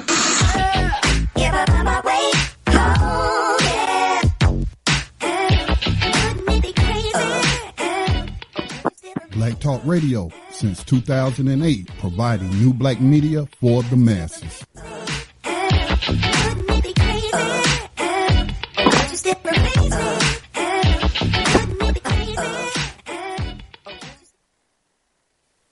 All right, everybody. Welcome back to our last and final hour of Blacks in Business Radio. We are here every Thursday at 7 p.m. Central Standard Time. If you would like to reach out to us for consultation, starting your business, feel free to do so. Our email address is weareblacksinbusiness@gmail.com. You could reach myself or Brother Robert at that email address, and we will happily reach out to you. Robert is doing something right now with real estate. If you need to put together a plan to do a owner finance loan, he can definitely tutor you on that. So reach out to him. His phone number is area code 314-745-9557. Again, if you need to put together an owner finance deal where you do not need credit and sometimes no down payment, make sure you reach out to him. Okay? No banks needed in an owner financing deal. So reach out to him. His number again, area code 314-745-9557, or you can do the email address, weareblacksinbusiness@gmail.com. All right. Well, we thank you for joining us in this last half hour. And what we are going to do now is, I said I was going to tell you about this downtown St. Louis Library. It says the hours are Monday through Thursday, 10 a.m. to 9 p.m., Friday and Saturday, 10 a.m. to 6 p.m., Sunday, 1 p.m. to 5 p.m. And that's the first floor only. But the librarian kindly told me that they can grab books from all around the library, even on Sunday. So, I mean, the library is just an excellent resource. This is where I picked up all of these books that I was talking to you all about. I mean, it was like a candy store for me, but unfortunately, they had to shut the library down early tonight because we are due for some bad weather tonight. So they shut the library down 3 hours early. But I would encourage you, if you're not taking your children to the library, if you're not going to the library yourself, this is a free service that you are missing out on. You know, a lot of times your public library system has a lot of information concerning community things or organizations that can help you with your entrepreneurial needs. Again, today I attended a grant writing session, or a grant informational session, I should say. Next week is part 2 of that. Now, I took a grant writing class in college. That was like 100,000 years ago, like 2011. But, and I got an A in the class, but you always need to brush up. I'm going to a business class talking about entrepreneurship. Of course, I mean, I'm operating business now. But still, you need to brush up. You need to get into those areas that you are uncomfortable with, that you weren't successful at. You need somebody to mentor you through these things. I'm taking a sign language class just because I want to brush up on my sign language. I may need this in my business one day. What if there is somebody that needs something in business with me, but they don't speak? I mean, I guess we could write it out, but don't you think I would be able to get their business or garner their business if I could speak sign language? At least be able to spell the letters out with my hand, which takes 5 seconds to learn? Yes.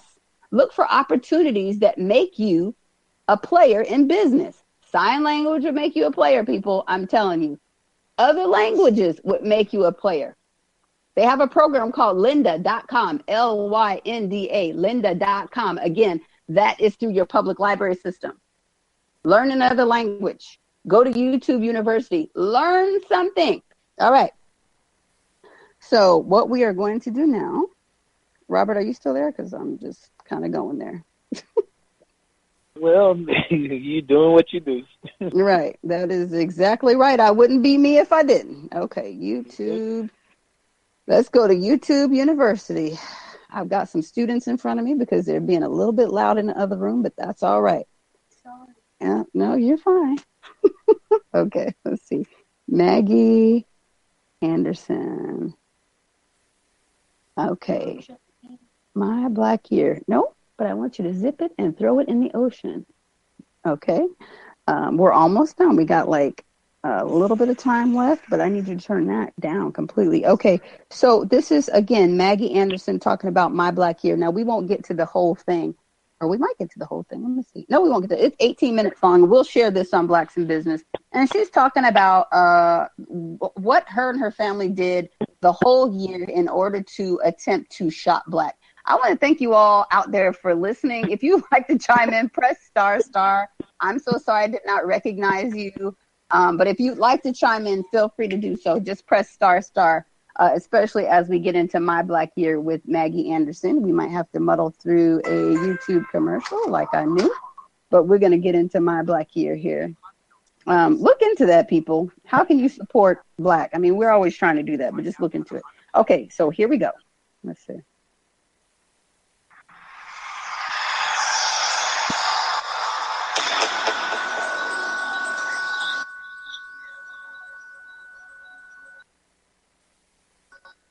I come from a Cuban family. I grew up in Miami, but I grew up in a predominantly Black, very poor neighborhood in Miami called Liberty City. From there, I went on to Atlanta, studied at Emory University, and had the honor of being a congressional aide to civil rights hero Congressman John Lewis. And after that, I went to Chicago and got my MBA and my law degree at the University of Chicago, where I also got to learn from another hero of mine, taught constitutional law by then Professor Barack Obama, and now the President of the United States. We fell in love while we were in graduate school. Now that's John and I, not the President and I.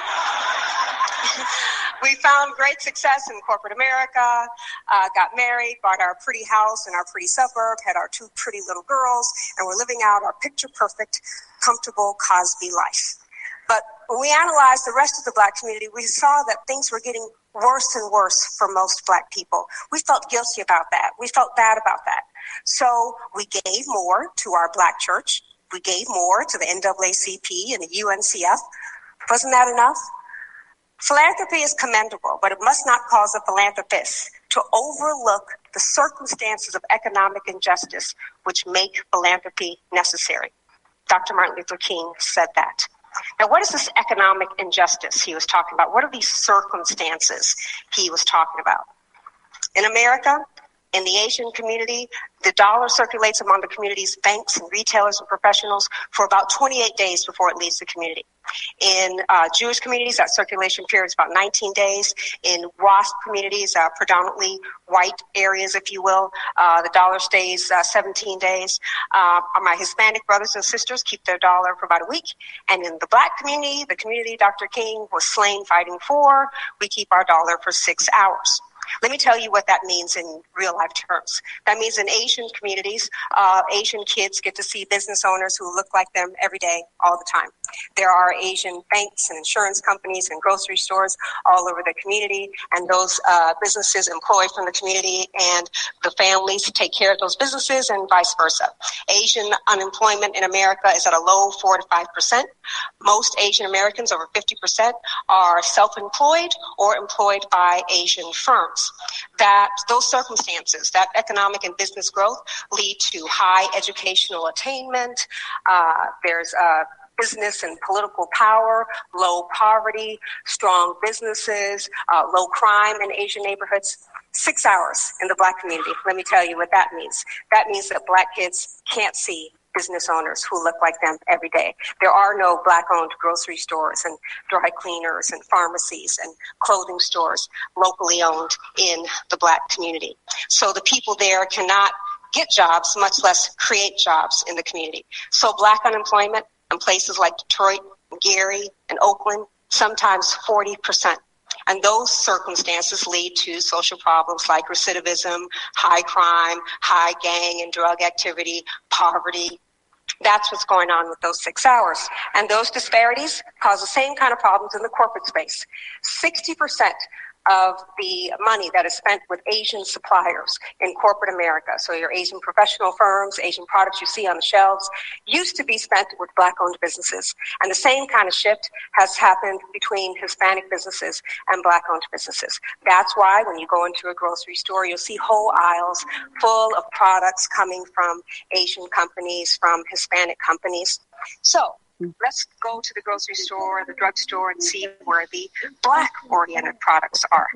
You go there, you'll see products like these. You'll see Spoken Wave and Less Jam and Smooth and Shine and Dark and Lovely and Strength of Nature and Dark and Natural and Stay Soft Fro.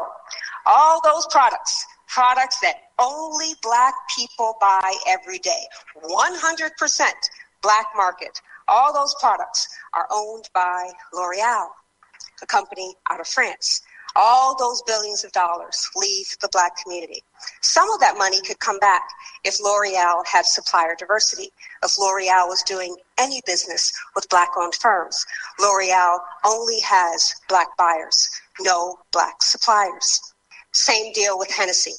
Hennessy, Wall Street Journal estimates between 60 to 80% of Hennessy's U.S. market comes from the Black community. That means that Hennessy closes down tomorrow without Black consumers. Billions and billions of dollars going outside of the community. Hennessy has no Black distributors, no Black suppliers, does not advertise in Black-owned media or use Black-owned advertising agencies. So, bottom line, most of the businesses in Black areas are not Black-owned. Most of the products catering to Black culture don't come from Black companies. Black unemployment is highest among any group in America. Black firms are the highest employer of Black people. Okay. So we're going to stop right there because, for time consciousness, we want to make sure we have enough time for discussion. Again, if you all listening would like to chime in, just press **. We will definitely get you in on a conversation. Sometimes we feel that, it's a broken record. We're tired of hearing about support Black. We're tired of hearing this. It'll never happen, this and that, whatever. But we must continue the conversation. Because as we as a people continue to support outside of what we call our community, things will not build. Robert, what do you think about that video that we listened to? And again, we will post the full video in Blacks in Business Radio. It just really confirmed what I said about being a jack of all trades and a master of none. It just goes right. That was the first thought that came to my mind. Again, we have to.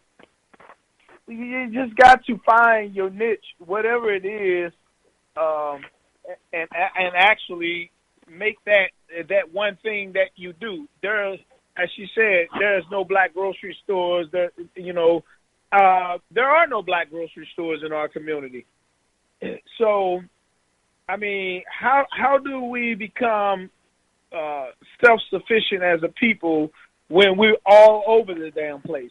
We're all over the place in entrepreneurship the same way we're all over the place socially. Same way we're all over the place consciously. Same way we're all over the place religiously. We're all over the place, and we don't find our lane and stay in that lane.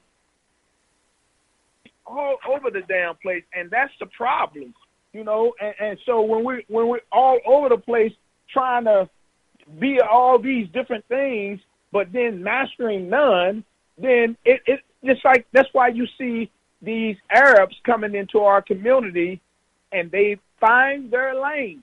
Their lane is where we neglected to be. Their lane is we're going to service you through your stomach and through your need of pleasure or whatever it may be, with substance abuse or whatever, but that's their lane. They found their lane in the Black community. Okay, hold on. I think Scotty has a comment to make. Go ahead, Scotty. Greetings, Robert and Sisi. Greetings, Scotty. There's a lot to unpack there and other variables to consider. So, I used to work in the sourcing department for a textile company in North Carolina. This was a white-owned business, but I worked in management in the sourcing department. What the sourcing department does is source products or materials all over the world, looking for the cheapest. That's how that works. And a lot of them cheap goods come out of Asian countries, not just China, but Vietnam, Indonesia. Those people are having the hell exploited out of them. I remember a couple of stories where Indonesian factories collapsed and killed hundreds of people. This white woman who worked in my office, I didn't get to travel, but she got to travel. Her and our boss got to travel. And she came back and she told me one time that she believed she used to work for Nike. That's what she was telling me about. When she used to work for Nike, and she went to one of those factories in the Philippines.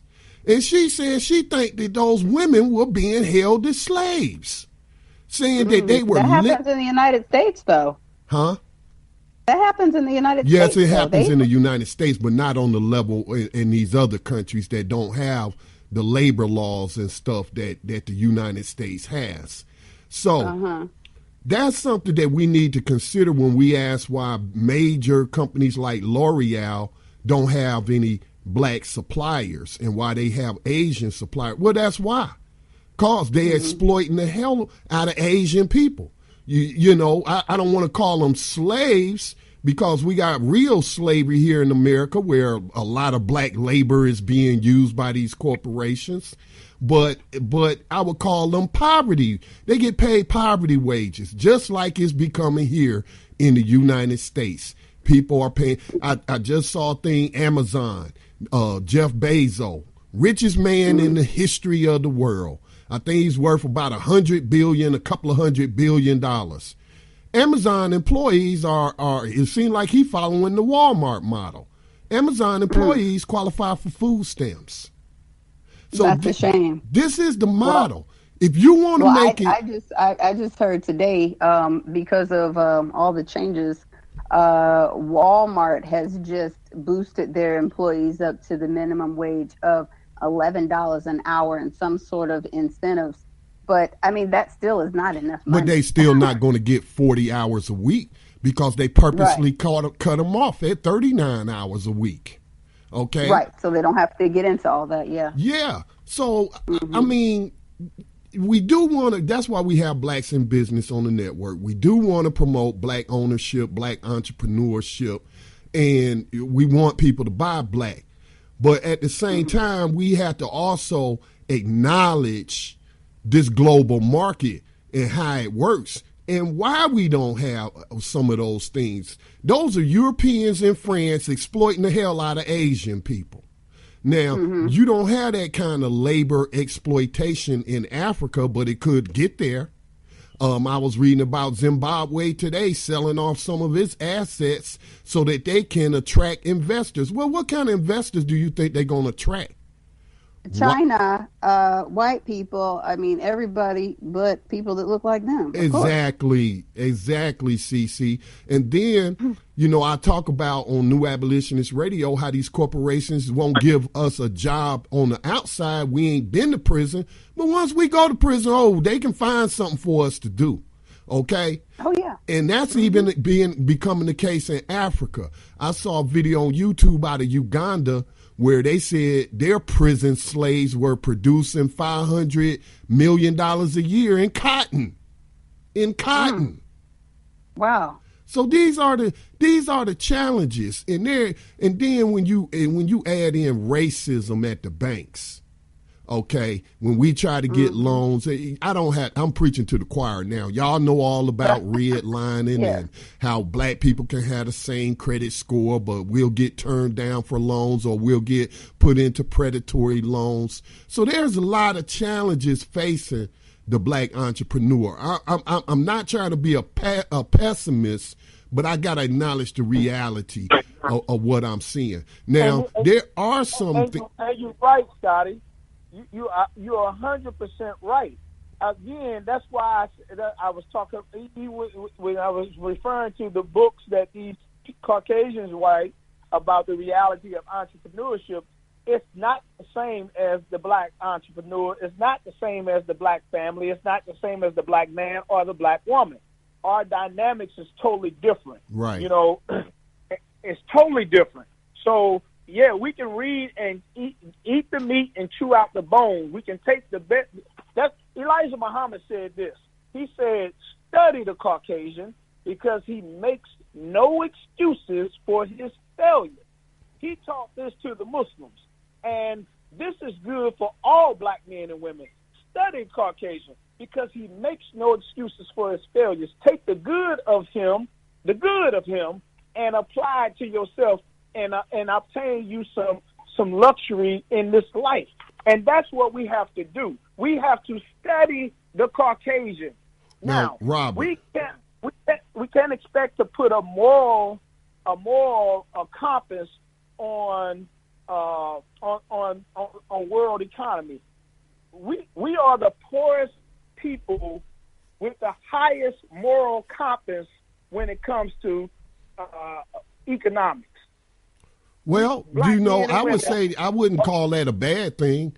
I don't want to cheat people. It's not a bad thing. No, and I'm not talking about cheating people. But when you look at that whole... But white people cheat people. Everybody that is ahead of the game is into cheating people. That's how they stay on top, is backbiting, corporate espionage, spying on each other, all that kind of stuff. So I have to go by my moral code. I could be charging people a lot more than what I charge to use our digital radio services. But I'm not going to mark it up 1,000% like these other companies, because I know the challenges facing black people. Now, let me say this and I'll shut up though. Now, there are areas where we could be supporting each other and we don't, because we're a bunch of hypocrites and what have you. For example, I do use Facebook to get out some of our media, but at the same time, I'm also asking people to join our social media platform, BTR Community. And I see these black dudes on Facebook talking about black nationalism and black, supporting black businesses. And then this dude was on there talking about his blog talk radio show. Now, I've known this dude for 7 years. And this dude ain't never approached me about having a show on Black Talk Radio. We don't charge but $10 a month. If you want to stay on another platform, we'll still help you distribute your content to a black market for just $10 a month. You think I hear from these people? You know what I'm saying? No. So that is frustrating as a black business owner and nation builder. I've done that too. Because we know that whatever looks white seems to be right. And unfortunately, we keep going in that direction. We want to be where they are instead of rebuilding where we are and refining where we are, unfortunately. But like I always say, there's room for you to just build with those that want to build with you. But it takes commitment. We're not committed in a lot of different areas in our lives. And again, I'll say it starts at home. We find people jumping ship at home. So if you can't be committed at home, you are a failure the rest of the way. So we have to start at home before we even get into entrepreneurship like this book was talking about. Again, we can definitely take some points from that. You need to start from home in order to really build outwardly. And if we start at home, we can teach our children. Like I have these 2 children in front of me as I am doing this radio program. Some of this is resonating with them right now. As they were sitting with me in the grant writing class, it was resonating with them. So if we start at home and build outwardly, we will definitely have a better community. But unfortunately, we haven't done that, and we want to play the blame game. We want to say this is wrong and that's wrong. But I would say go ahead and, like the Bible talks about the brass laver, look in the mirror and figure out where you haven't started at home. But Robert, you were trying to say something. What? Yes. Now I speak about the moral compass. Now, today I got 2 phone calls. Both phone calls both of these guys were in a closing situation on some real estate where the owner is willing to finance, but these 2 guys had no knowledge of what to do. They both called me because I set a post out on Facebook about teaching you how to deal with owner financing. Pay me $50, I'll teach you how to do the owner financing. Well, they only wanted to pay me the $50 when they were in a position. This is the call I got today. As they are in that position to where it's valuable to them, they reached out to me. I asked the question to both of those people. I said, how much is your deal worth right now to you? One guy told me $90,000. but he wanted me to charge him only $50 to close the deal. The other, he wanted me to charge him $50 to teach him. I said, well, it's not a teaching moment, right? I mean, it is a teaching moment, but the moment that you got me in on is actually closing your deal. That's a little bit different. The other guy told me that his deal was for $150,000. He wanted to give me $50 as well. I said, I told both guys, I'm not going to do that. Call me tomorrow, and we can talk about a number that will be good for me to do that. 10% of that deal is what I'm going to ask them for. Now, when you say, Scotty, you charge $10 a month. Well, you should charge a rate that's good for you, good for the company, whoever else that wants to be on the show. And if they don't like it, that's okay. Now, I understand why you don't charge that, though.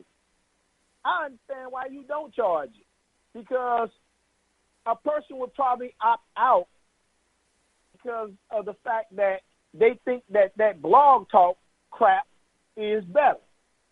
I've said since we've been on this network, anybody that's on a white program that calls themselves Black Consciousness, they are a bunch of hypocrites.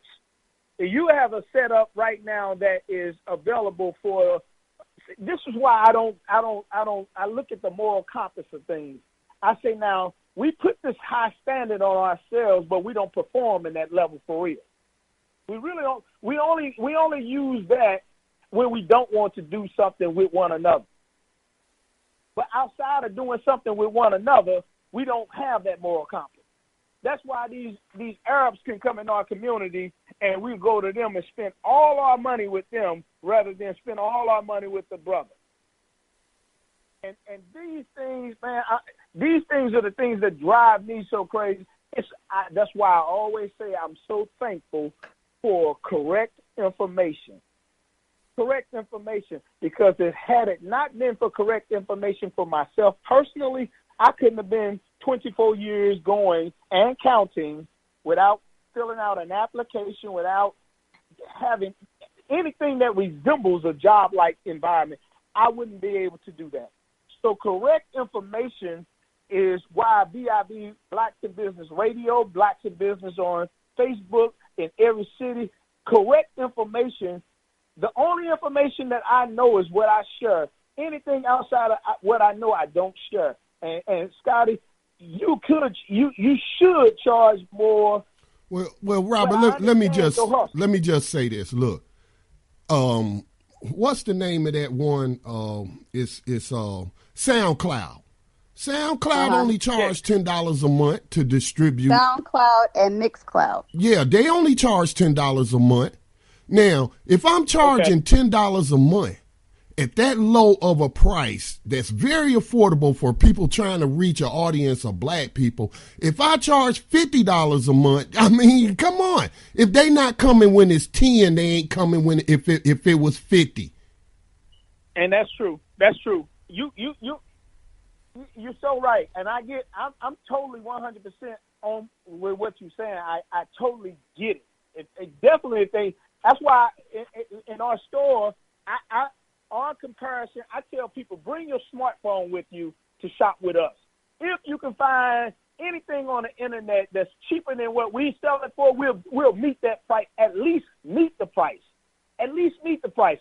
So I get what you're saying, Scotty, and I'm totally with what you're saying. And that's why I say a lot of the literature that's out here from Caucasian people that's about business, it can't really apply to the black dynamic, because we in our heads, we got a funny way of looking at one another. We really got a funny way of looking at one another. It's a sickness, but once we get the correct information, see, you're basing your business based off of mathematics and not emotions. There's some emotional attachment to what you're doing because you're passionate about what you're doing. I get that. At the same time, you're wise enough to know, let me make sure that I'm compatible to some of these big companies that's out here pushing this product, like myself, let me make sure that my prices are at least compatible, but for the most part, our prices at Bucky's grocery store are cheaper than any big name store that you could ever go into. So I totally get what you're saying, Scotty, totally, and I'm totally on board.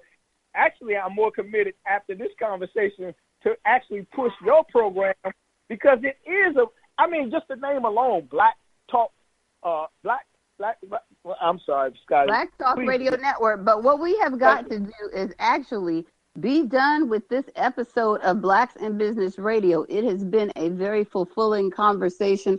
As usual, we're here every Thursday at 7 p.m. Central Standard Time. And thank you, Scotty, for joining us on this most productive conversation. We look to doing it more and more. And you all join us again and reach out to us. We are blacksinbusiness@gmail.com. Black Talk Radio Network, support it. Black Talk Radio Network, support blacktalkmediaproject.org. We are Blacks in Business, Black Talk Radio Network. We will see you again next week. Thank you all. Have a safe and wonderful rest of the week. And happy MLK Day. Love you, Scotty Reed. Keep doing what you're doing, brother. Happy Martin Luther King Day for those of you celebrating. All right. Good night, everyone.